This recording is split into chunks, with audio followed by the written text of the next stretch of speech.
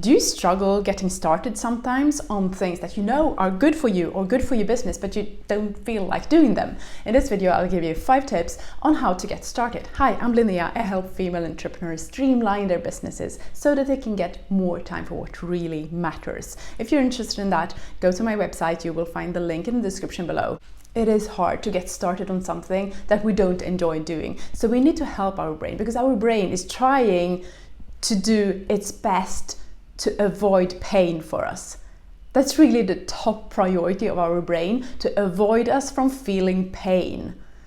So we need to help our brain. We need to make it easy for our brain. And usually the first step is really the hardest. So when we get started, we're kind of in the momentum. And so it's really about getting the first step, getting going with what we need to do.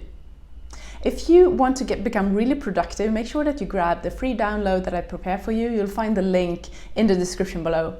My first tip for you is to use the 15-minute rule to get started. So you set a timer. I love this, the time timer. I use that a lot. You just set it to 15 minutes and then you get started on your task. I know it isn't easy, but you just tell yourself, okay, I'll do this for 15 minutes, then I'm done. And what happens is usually that after 15 minutes, you continue because you're in the momentum. The number 2 is to start doing this first thing in the morning. Don't wait until the afternoon. If you have something on your to-do list that you don't really feel like doing, tell yourself the evening before, okay, I'll do this first thing in the morning. And then after you kind of finished, got your kids to school or finish your breakfast or whatever is the last thing that you do after getting started on your work day, start by doing that specific task.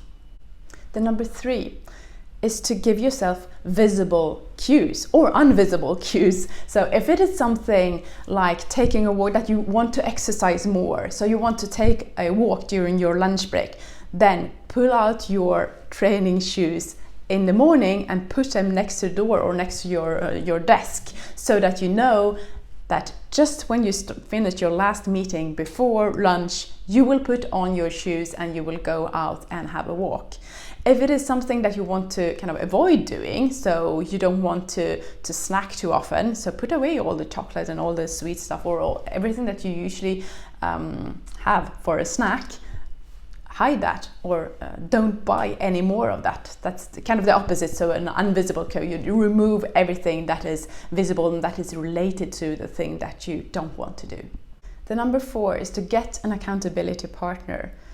And that can be as easy as telling your family at the breakfast table that today you are going to do X, Y, Z.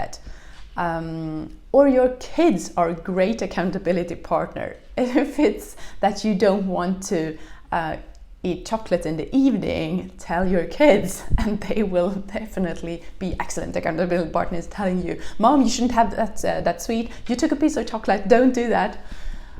So if you want to exercise more, make it enjoyable to do it. So while you're exercising, decide that you will be listening to your favorite podcast.